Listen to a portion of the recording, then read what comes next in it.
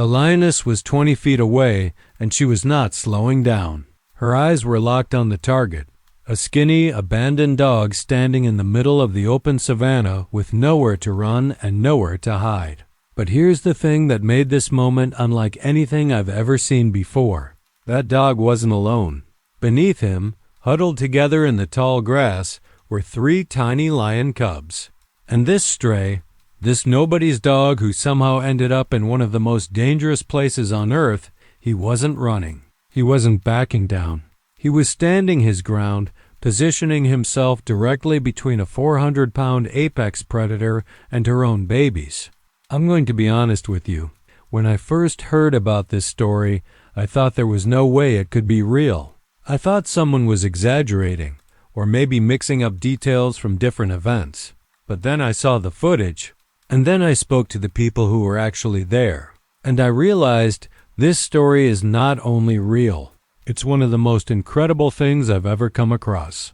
Welcome back to the channel, or if this is your first time here, welcome to the family.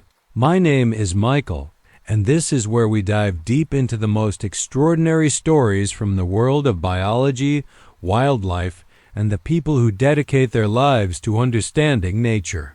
Every week, I bring you real accounts, real research, and real moments that remind us why the animal kingdom continues to surprise us in ways we never expected.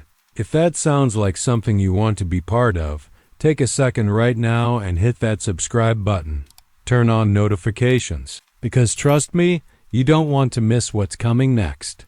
And if this story moves you the way it moved me, drop a comment at the end. I read every single one, and I want to know what you think about what you're about to hear. Now, let me tell you how this story came to me. A few months ago, I received a message from a contact who works in wildlife conservation. He told me about a team of biologists working in a remote reserve in Kenya. Monitoring lion populations as part of a long-term research project. These are people who spend months in the field, tracking prides, documenting behavior, collecting data that helps us understand how these animals live and survive. They've seen everything: births, deaths, hunts, territorial fights. They thought nothing could surprise them anymore. But one morning, during a routine patrol, they came across something that stopped them in their tracks. Something that, according to them, defied everything they knew about animal behavior. And that's the story I'm about to tell you. So settle in, pay attention, because what happened in that reserve over the course of 12 hours, it's going to stay with you for a long time. The sun had barely risen over the Kenyan savanna when the team of biologists started their day. This was their routine for the past several months. Wake up before dawn, prepare the equipment, and head out into the reserve before the heat became unbearable. There were 4 of them on this particular expedition, all specialists in large predator behavior, all experienced enough to know that field work is 90% patience and 10% everything else. They had been stationed in this conservation reserve for almost a year now, tracking 3 different lion prides and documenting everything from hunting patterns to cub survival rates. It was slow, meticulous work. The kind of work that doesn't make headlines but quietly builds the foundation for everything we know about these animals. And on that particular morning, as they loaded their Jeep and checked their cameras, none of them had any idea that this day would be different from all the others. The reserve itself was massive, thousands of acres of protected land stretching across the Kenyan wilderness.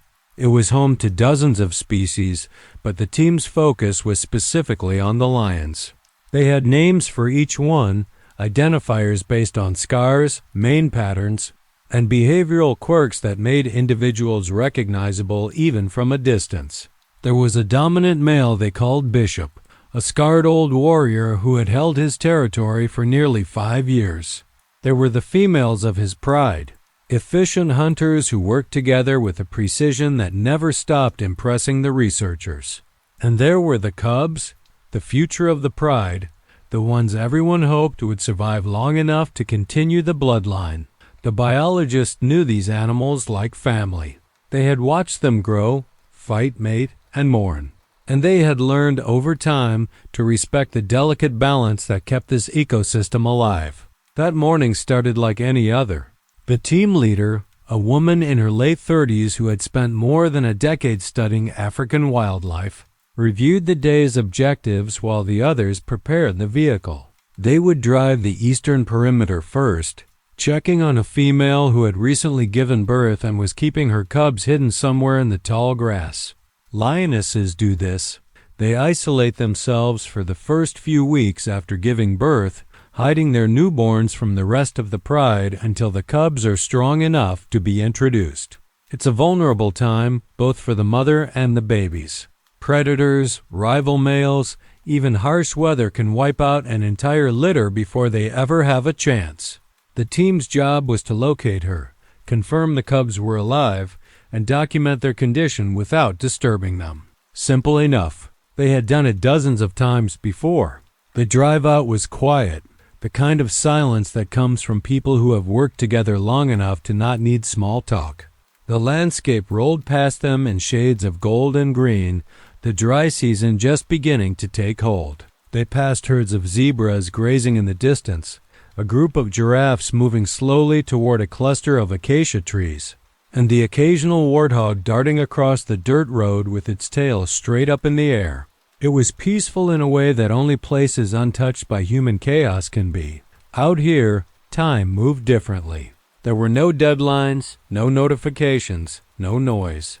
Just the land, the animals, and the slow rhythm of life unfolding exactly as it had for thousands of years. The biologists had learned to appreciate this. They had learned to slow down, to observe, to let nature set the pace. About an hour into the drive, they reached the area where they expected to find the lioness. This was her territory, a patch of land she had claimed weeks ago when she separated from the pride to give birth. The grass here was taller, thicker, offering plenty of cover for a mother trying to keep her cubs hidden from the world. The team parked the Jeep at a safe distance and pulled out their binoculars, scanning the landscape for any sign of movement. They knew she was out there somewhere. The question was whether she would let herself be seen. Lionesses with newborns are notoriously secretive, and for good reason. The survival of their cubs depends on staying invisible, staying silent, staying away from anything that might pose a threat, including well-meaning biologists with cameras. For the first hour, they saw nothing. Just grass swaying in the morning breeze, birds circling overhead, and the occasional rustle that turned out to be nothing more than wind. This was normal. This was expected. Patience was the most important skill in this line of work, and they had plenty of it. They took turns scanning different sections of the terrain, making notes, adjusting their positions to get better angles. The sun climbed higher, and the temperature began to rise. Someone made a joke about how lions had the right idea, sleeping through the hottest parts of the day while humans sweated through their shirts. There was laughter, the easy kind that comes from shared discomfort. And then, just as they were considering moving to a different location, one of the team members lowered his binoculars and said something that changed everything. He didn't shout. He didn't panic. He just spoke in a calm, measured voice that somehow made the words even more unsettling. "There's something in the grass," he said, pointing toward a spot about 200 meters to the east. "And I don't think it's a lion." The others turned to look, raising their binoculars in unison. At first, they couldn't see what he was talking about. Just more grass, more shadows, more of the same landscape they had been staring at for the past hour. But then, slowly, the shape began to emerge. Something was lying in the tall grass. Something that didn't belong there. Something that, even from this distance, looked completely and utterly out of place in the African wilderness. "Now, I need you to understand something before we go any further." These biologists had seen a lot of strange things in their careers. They had seen animals behave in ways that textbooks said were impossible. They had witnessed moments of brutality and moments of tenderness that challenged everything they thought they knew about nature. But what they were about to discover in that grass, what they were about to witness over the next 12 hours, would become the most unexplainable event any of them had ever encountered. And when they told me this story, months later, I could still hear the disbelief in their voices, like they were still trying to convince themselves it actually happened. So pay attention, because this is where everything changes. The team grabbed their equipment and began approaching the area slowly, carefully, the way you do when you're not sure what you're walking into. Every step was deliberate, every movement calculated to avoid startling whatever was hiding in that grass. The shape they had spotted from the Jeep was still there, still motionless, and as they got closer, more details began to emerge. It was definitely an animal. It was lying down, curled up in a way that suggested it was protecting something beneath it, but the color was wrong. The size was wrong. Everything about it was wrong for this environment. One of the biologists whispered what everyone was already thinking, "That looks like a dog." And the others didn't respond because they were too busy trying to convince themselves that their eyes were playing tricks on them. A dog in the middle of lion territory, in one of the most remote reserves in Kenya. It didn't make any sense. They stopped about 30 meters away, close enough to see clearly, but far enough to maintain a safe distance in case something unexpected happened. And that's when they got their first real look at the animal. It was indeed a dog, a medium-sized mutt with short fur, prominent ribs, and the unmistakable look of an animal that had been surviving on its own for a long time. His coat was dusty, matted in places, and there were small wounds on his legs that suggested recent encounters with thorns or maybe something worse. He was lying on his side, but his head was up, alert, ears rotating like satellite dishes picking up every sound in the environment. His eyes were locked on the approaching humans, watching them with a mixture of fear and determination that made the team leader raise her hand, signaling everyone to stop. There was something about the way this dog was positioned, something about the way he refused to move despite the obvious threat. Something was very, very wrong here, and then they saw it. Underneath the dog's body, partially hidden by his torso and the tall grass surrounding him, there was movement. Small, uncoordinated movement. The kind of movement that newborn animals make when they're trying to stay warm, trying to stay close to whatever source of heat and safety they can find. One of the biologists slowly raised her camera, zoomed in as far as the lens would allow, and what she saw made her gasp out loud. Cubs. 3 of them. Tiny, spotted, eyes barely open, huddled together in a tight little pile directly beneath this stray dog. Lion cubs. 3 lion cubs, no more than 2 weeks old, being sheltered and protected by an animal that had no biological reason to be anywhere near them. The camera nearly dropped from her hands. Nobody spoke. Nobody moved. They just stood there, frozen, trying to process what they were seeing. I need you to pause here and really think about what this means. A stray dog, an animal that lions would normally view as either prey or competition, was lying in the middle of the African savanna, guarding 3 newborn lion cubs like they were his own. This wasn't a sanctuary. This wasn't a zoo where animals grow up together and form unusual bonds. This was the wild, the real wild, where survival depends on instinct, and instinct says that different species don't do this. They don't protect each other's young. They don't risk their lives for babies that aren't theirs. And yet, here was this dog, this skinny, abandoned, clearly struggling dog, doing exactly that. The biologists had no explanation. They had no framework for understanding what they were witnessing.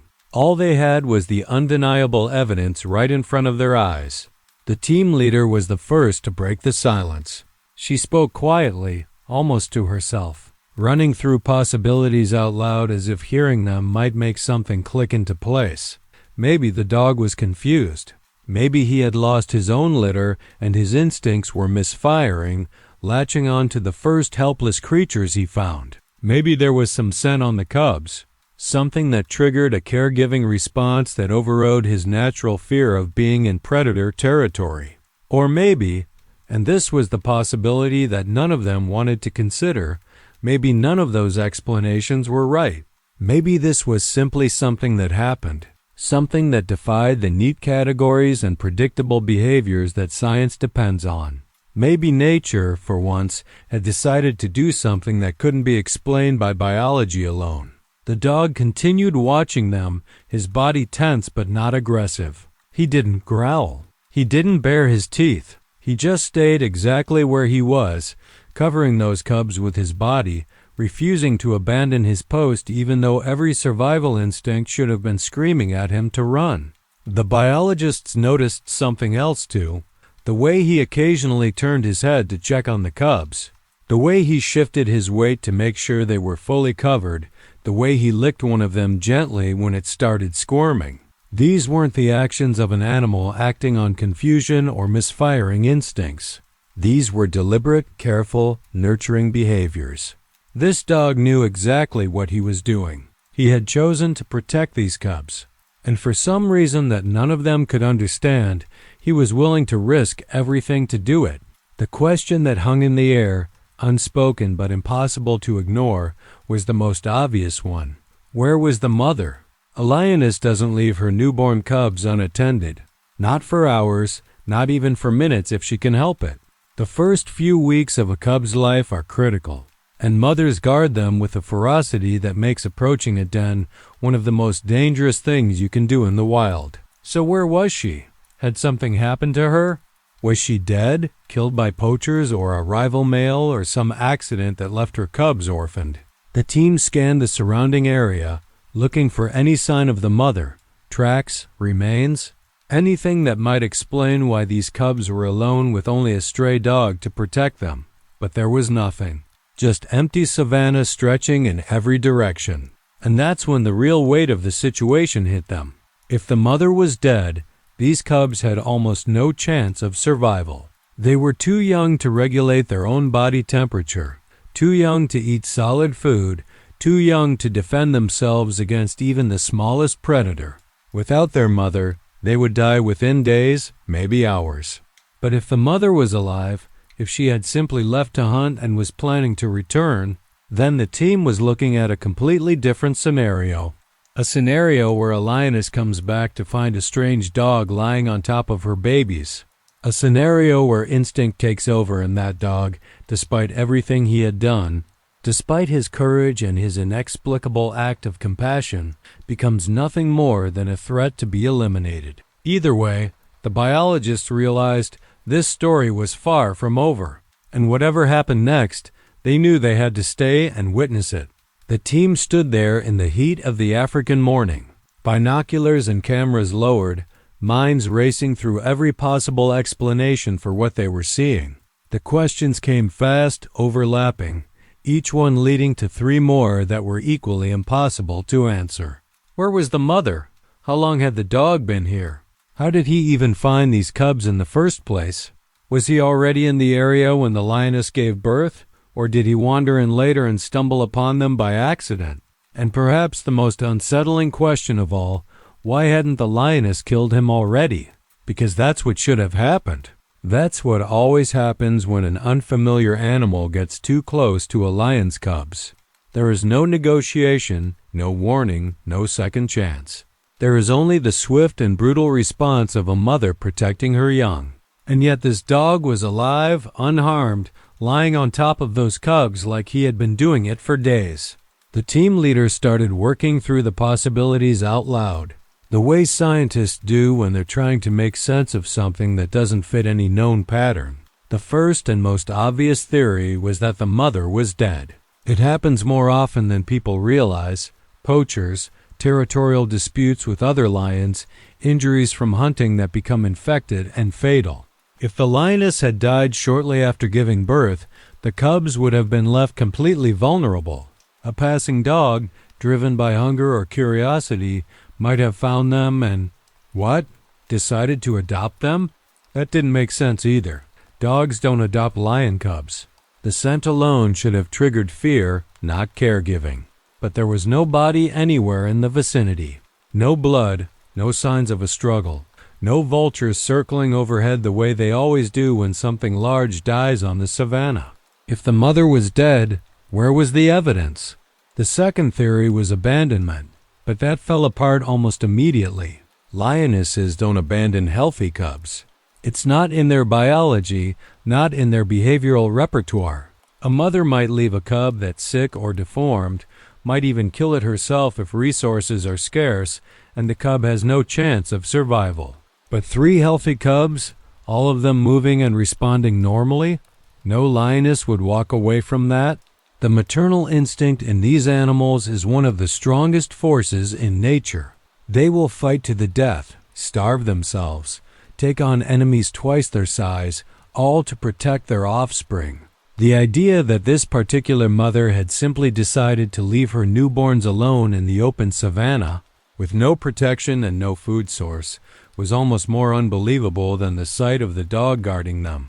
It just wasn't how lions operated. The debate started almost immediately, and it was the kind of debate where everyone already knew the right answer but desperately wanted someone to convince them otherwise. The youngest member of the team, a researcher in his mid-20s who had only been in the field for about a year, was the first to speak up. "We have to do something," he said, his voice tight with urgency. "We can't just stand here and watch that dog get killed." He looked around at the others, searching for support, but all he found were faces that reflected the same helpless frustration he was feeling. Because he was right, of course, from a purely human perspective, from the perspective of someone who had grown up with dogs as companions. The idea of standing by while this brave little animal was torn apart by a lioness was almost unbearable. Every instinct said intervene. Every instinct said save him. But instinct, as the biologists knew all too well, is not always the best guide. The team leader listened to the young researcher's argument without interrupting, then took a long breath before responding. She had been doing this work for over a decade, and she had faced versions of this dilemma more times than she could count. The urge to intervene, to play hero, to impose human values onto situations that had nothing to do with humanity, it was always there, always pulling at you.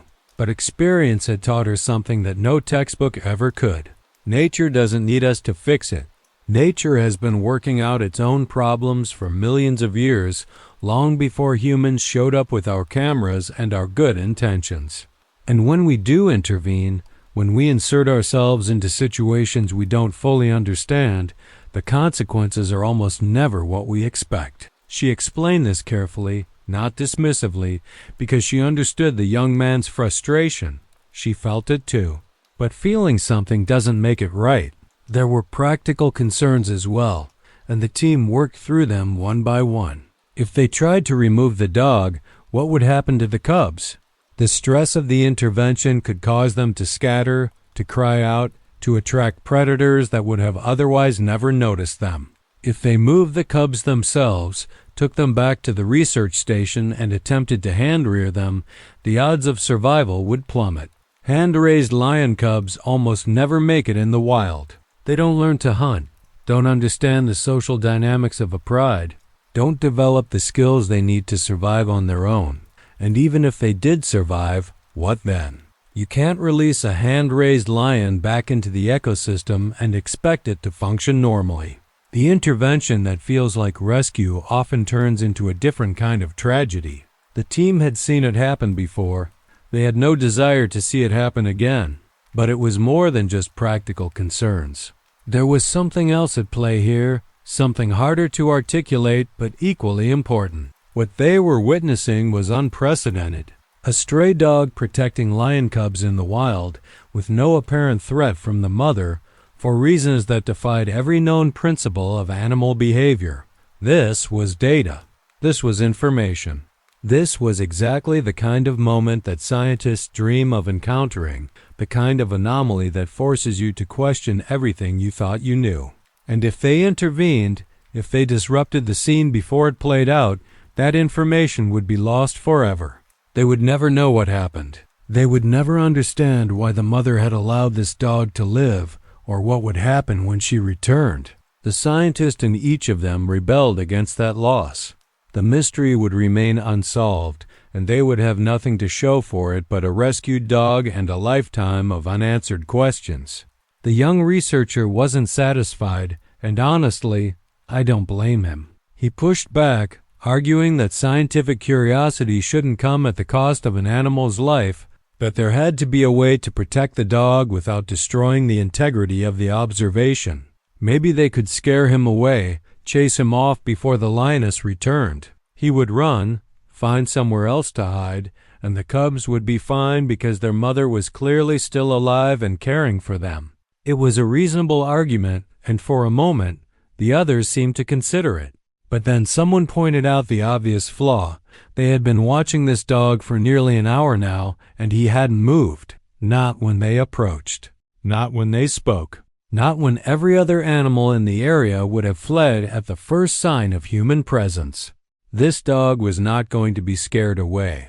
Whatever was keeping him there, whatever instinct or compulsion had attached him to those cubs, it was stronger than fear. There was another possibility, darker and more uncomfortable, that nobody wanted to voice but everyone was thinking. What if intervening made things worse? What if they chased the dog away, only for him to return the moment they left? What if their presence, their scent, their interference somehow altered the dynamic between the dog and the lioness in ways they couldn't predict? The savannah is not a controlled environment. Variables interact in ways that are impossible to model, and the unintended consequences of human action can ripple outward for years. The team had learned this lesson the hard way on previous projects. A well-meaning intervention that ended in disaster. A rescue that turned into a death sentence. They carried those memories with them, and those memories informed the decision they were about to make. Sometimes the bravest thing you can do is nothing. Sometimes the hardest choice is to step back and let nature take its course. The team leader made the final call. They would stay. They would observe. They would document everything that happened, but they would not touch the dog. They would not move the cubs. They would not do anything that might alter the outcome of what was unfolding before them. It was a decision that sat heavily on all of them, and she didn't pretend otherwise. She acknowledged that it might be wrong. She acknowledged that they might spend the rest of their lives wondering if they could have saved that dog, if they should have tried. But she also reminded them why they were there in the first place, not to impose their will on the natural world, but to understand it. And understanding requires observation. It requires patience. It requires the willingness to watch difficult things happen without looking away. That was the job. That was what they had signed up for. And so they settled in to wait. I want you to sit with that decision for a moment, because I think it says something important about the people who do this kind of work. It would have been so easy to play hero. So easy to rush in, grab that dog, and drive away feeling good about themselves, but they didn't do that. They made the harder choice, the more painful choice, because they understood that their feelings weren't the point. The story unfolding in front of them was bigger than their comfort, bigger than their desire to intervene. And so they waited, under the hot African sun, watching a skinny stray dog guard 3 lion cubs and knowing that at any moment everything could change. The mother was out there somewhere. She was coming back. And when she did, the team would finally get their answers, whether they were ready for them or not. The hours stretched out slowly, the way time does when you're waiting for something inevitable but uncertain. The sun climbed higher in the sky, and the temperature rose with it, turning the savannah into a shimmering expanse of heat and dust. The biologists had retreated to the shade of their jeep, taking turns watching through binoculars while the others rested, hydrated, and tried to process what they were witnessing. Nobody said much. There wasn't much to say. Every few minutes, someone would offer an observation. The dog shifted position. One of the cubs is moving. Still no sign of the mother, but mostly they just watched in silence. The scene playing out in front of them was so strange, so utterly unexpected, that words felt inadequate. All they could do was bear witness and hope that somehow, against all odds, this story would have an ending they could live with. The dog, meanwhile, had settled into a rhythm that was almost hypnotic to observe. Every few minutes, he would lift his head and scan the horizon, ears rotating, nose twitching, searching for any sign of danger. Then, satisfied that the coast was clear, he would turn his attention back to the cubs beneath him. He licked them constantly, their faces, their bodies, their tiny paws that hadn't yet learned how to walk. It was the same behavior you'd see in a mother dog caring for her own puppies, the instinctive grooming that serves so many purposes at once. It stimulates circulation, keeps the babies clean, helps them regulate their body temperature, and reinforces the bond between caregiver and young. The dog was doing all of this, performing every step of the nurturing process for 3 animals that should have been his enemies. And he was doing it with a tenderness that made the biologists' hearts ache. One of the researchers, a woman who had spent years studying maternal behavior in large cats, couldn't stop shaking her head as she watched. She had seen lionesses care for their cubs hundreds of times, and what this dog was doing was indistinguishable from that behavior. The positioning of his body to provide shade as the sun beat down, the way he curled around them to share his warmth during the cooler moments, the constant vigilance, the refusal to eat or drink or attend to his own needs while the cubs were vulnerable. These weren't random actions. These weren't the confused behaviors of an animal that didn't know what it was doing. This was caregiving in its purest form, the same ancient patterns that evolution had programmed into countless species over millions of years. The only difference was that this particular caregiver was giving everything he had to babies that shared none of his DNA. I need you to understand something about what was happening here, because I think it's easy to watch a story like this and project human emotions onto it. We want to believe the dog understood what he was doing, that he made a conscious choice to protect these cubs out of some kind of moral reasoning. But that's not how animal behavior works. What the biologists were witnessing wasn't a decision. It was something deeper, something more primal. It was instinct operating without boundaries, without the categories and limitations that we impose on nature from the outside. The dog didn't know these were lion cubs. He didn't understand that their mother was a predator who could kill him in seconds. All he knew was that there were helpless babies in front of him, and every fiber of his being said protect. That's not less meaningful than a conscious choice. If anything, it's more meaningful. It's proof that compassion isn't something we invented. It's something that exists in the fabric of life itself. The cubs, for their part, seemed completely unbothered by the unusual nature of their guardian. They squirmed and mewled and nuzzled against the dog's warm belly, seeking comfort and contact the way all newborns do. Their eyes were barely open, their movements uncoordinated and clumsy, but there was a contentment in the way they settled against him that suggested they felt safe. And why wouldn't they? From their perspective, this warm body that licked them and protected them and kept the sun off their delicate skin was no different from any other caregiver. They didn't know what a dog was. They didn't know what a lion was.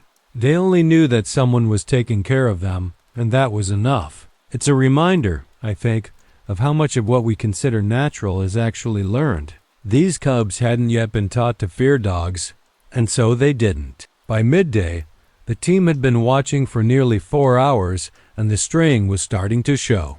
The heat was oppressive, the kind that drains your energy even when you're sitting still. Their water supplies were running low, and they knew they would need to make a decision soon about whether to stay or return to camp for more provisions. But nobody wanted to leave. Not now. Not when the mother could return at any moment. They had invested too much, emotionally and professionally, to walk away before the story reached its conclusion. So they rationed their water, adjusted the shade covers on the Jeep, and kept watching. The dog kept caring for the cubs. The cubs kept sleeping and squirming and occasionally crying out in that high-pitched way that newborn animals do. And somewhere out there, beyond the tall grass and the shimmering heat, a lioness was making her way back home. The researcher who had been studying maternal behavior pulled out her notebook and started writing, trying to capture every detail while it was still fresh. She wrote about the dog's grooming patterns, the frequency of his scans for danger, the way he adjusted his body when one of the cubs crawled too far from the warmth. She wrote about the sounds he made, soft whines and sighs that seemed to communicate something to the cubs, even though they didn't share a language. She wrote about her own emotions, The way this scene was affecting her in ways she hadn't expected. The way it was forcing her to reconsider assumptions she had held for her entire career. And at the bottom of the page, she wrote a single sentence that would later become the title of the paper she published about this incident. Instinct knows no species. It was the only way she could think to describe what she was seeing. The only way to put into words something that defied every boundary she had been taught to believe in. And then, just as the afternoon heat reached its peak, someone spotted movement on the horizon. A shape, low and powerful, moving through the tall grass with the unmistakable gait of a large predator. The team leader grabbed her binoculars and confirmed what everyone already knew. The lioness was coming back. She was still far away, maybe half a kilometer, but she was heading directly toward them. Directly toward the spot where her cubs lay sleeping under the protection of a stray dog who had no idea what was about to happen.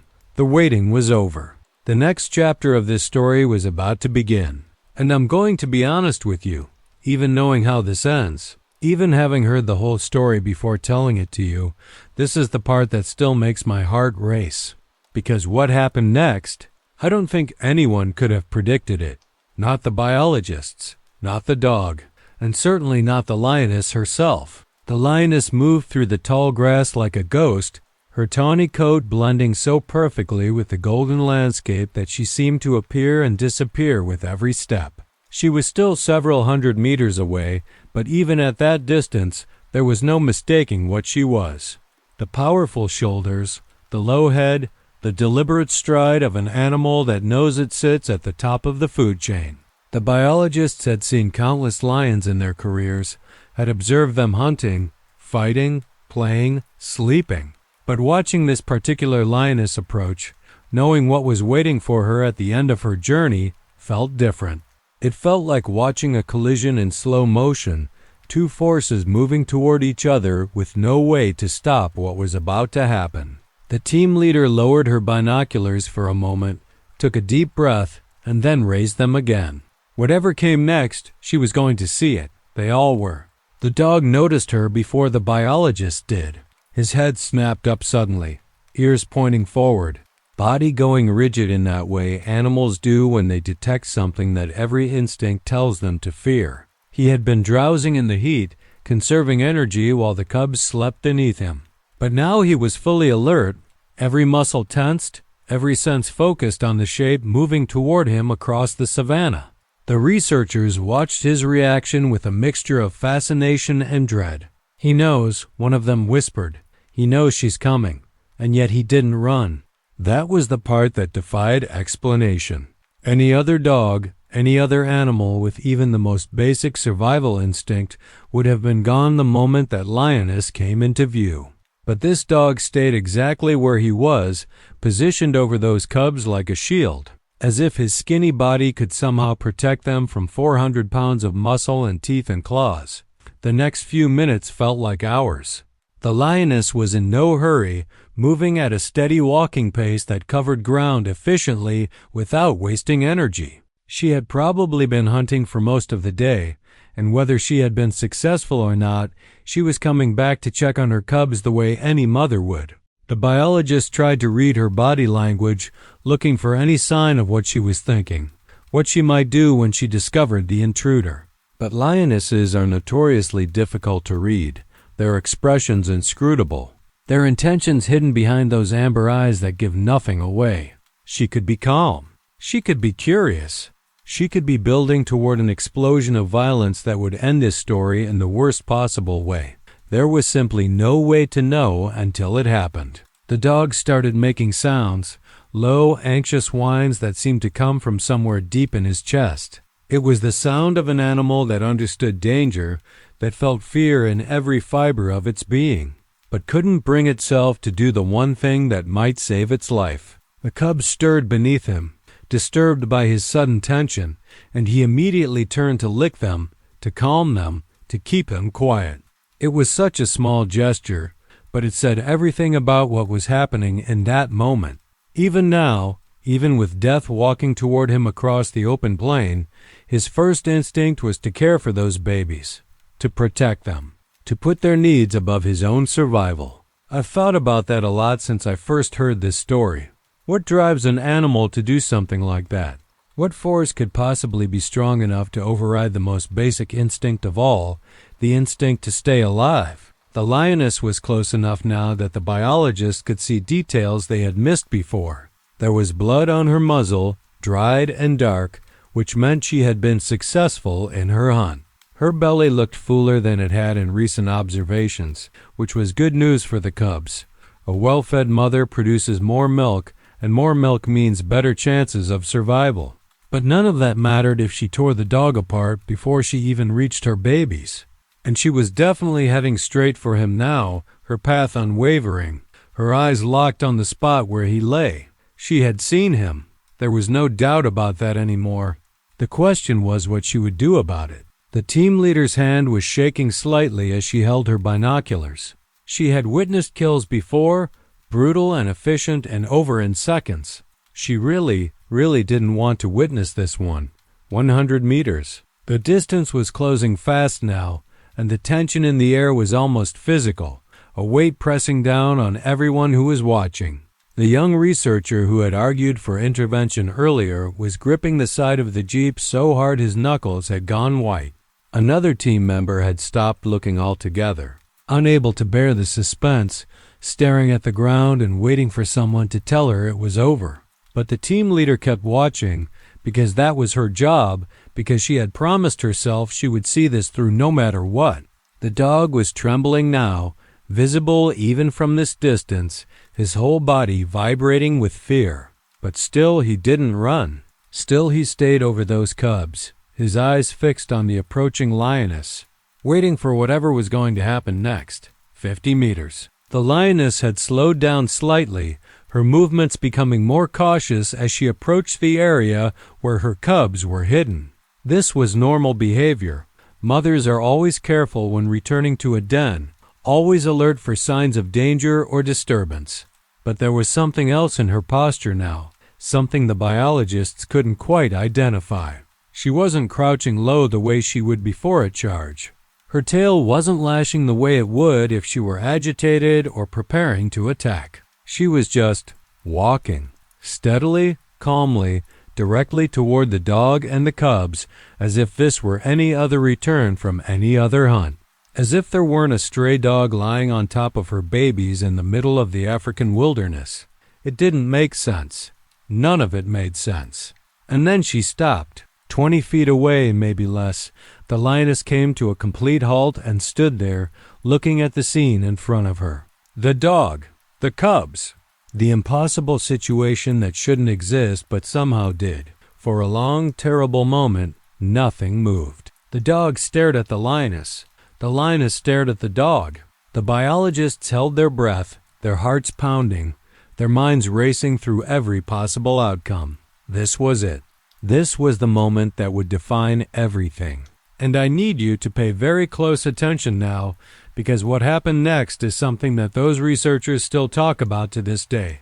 Something that changed the way they think about animals, about instinct, about the boundaries we draw between species.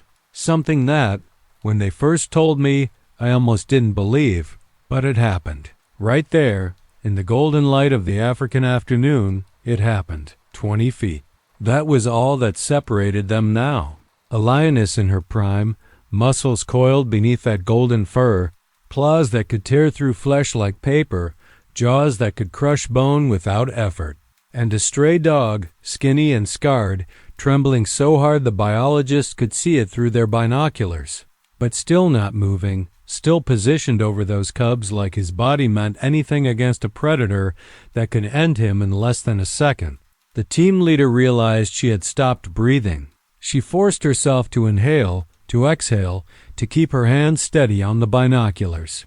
She had spent her entire career studying these animals, and she thought she knew what was coming. She thought she knew exactly how this story would end. But nature, as she was about to learn, doesn't care what we think we know. The lioness took another step forward, then another. Her movements were slow now, almost cautious, each paw placed deliberately on the dry grass as if she were approaching something fragile rather than something threatening. The dog let out a sound, not a bark, not a growl, but something in between. A vocalization that seemed to communicate everything he was feeling in that moment. Fear, yes, but also something else. Something that sounded almost like a plea. Don't hurt them. I was only trying to help. I know you could kill me, but please, don't hurt them. The biologist knew they were projecting, knew they were reading human emotions into animal sounds, but in that moment, it was impossible not to. The desperation in that sound was universal. It transcended species. It spoke to something deep in the human heart that recognized suffering and courage and love, regardless of what form it took. The lioness stopped again, close enough now that she could have reached the dog in a single bound. Her nostrils flared, taking in the scent of the scene before her, the familiar smell of her cubs, mixed with something foreign, something that didn't belong. The dog, his fear, his exhaustion, the hours he had spent lying in the sun, caring for babies that weren't his, waiting for a death he must have known was coming. The biologists watched the lioness process this information, watched her massive head tilt slightly to one side as if she were trying to make sense of something that defied her understanding as much as it defied theirs. And then, slowly, she lowered her head and began to move forward again, not charging, not attacking, just walking, one deliberate step at a time, until she was close enough to touch the dog with her nose. I need you to understand what the biologists were feeling in this moment, because I think it's important. They were terrified, absolutely, completely terrified, not for themselves, but for this dog who had done something so inexplicably brave that it defied every survival instinct written into his DNA. They wanted to look away, wanted to spare themselves the image of what they were sure was about to happen, but they couldn't. They were frozen, trapped between hope and dread, watching the lioness extend her head toward the trembling animal in front of her. The young researcher had tears streaming down his face, and he didn't even bother to wipe them away. The team leader's jaw was clenched so tight her teeth ached, and in that suspended moment, that eternal second before everything changed, all of them were thinking the same thing. Please, please let this be different. Please let this story end a different way. The lioness touched her nose to the dog's face. It was gentle, impossibly, inexplicably gentle. Not a bite, not a swipe of her paw, just a soft press of her muzzle against his. The way cats greet each other, the way mothers check on their young. The dog went absolutely still, not even breathing. Every muscle locked in place as the most dangerous animal he had ever encountered examined him from inches away. The lioness sniffed his face, his neck, his body. She took her time, thorough and unhurried, learning everything she needed to know about this strange creature who had taken up residence with her cubs. And then, without any warning, without any transition that the biologists could identify, she simply turned away from him and walked toward her babies. The dog didn't move. He stayed exactly where he was frozen as the lioness lowered her massive head and began inspecting her cubs. She sniffed each one carefully, checking for injuries, for illness, for any sign that something had gone wrong while she was away. The cubs responded immediately, squirming toward her, crying out in that high-pitched way that newborns do when they recognize their mother's scent. The lioness made a low rumbling sound in her throat, not a growl, but something softer, something that the biologists recognized as a form of communication between mother and young. She was greeting them, reassuring them, telling them, in whatever language lions use, that she was back and everything was going to be okay. And through all of this, she completely ignored the dog, as if he weren't there, as if his presence, which should have triggered immediate violence, meant nothing to her at all. What happened next is the part that still gives me chills, no matter how many times I think about it. The lioness, having finished her inspection of the cubs, turned in a slow circle and lay down beside them, not between them and the dog, beside them, in a position that left the dog completely unthreatened, completely free to leave if he wanted to. She stretched out on the warm grass, her body forming a protective curve around her babies. and began to groom them with long, slow licks of her tongue. The cubs nuzzled against her, finding their places, beginning to nurse with the desperate hunger of animals who hadn't eaten in hours. And the dog, still trembling, still barely breathing, watched all of this from a few feet away. He didn't run.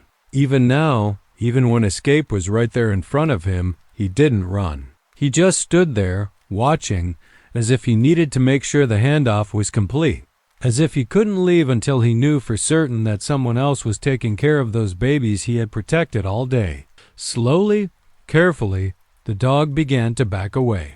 One step, then another, his eyes never leaving the lioness and the cubs. His body still tense with fear and exhaustion and something else that the biologists couldn't quite name. He moved about 10 feet away and then stopped, lowering himself to the ground in a patch of shade. He didn't leave. He stayed right there, close enough to see the cubs, close enough to watch over them, but far enough to give the mother her space.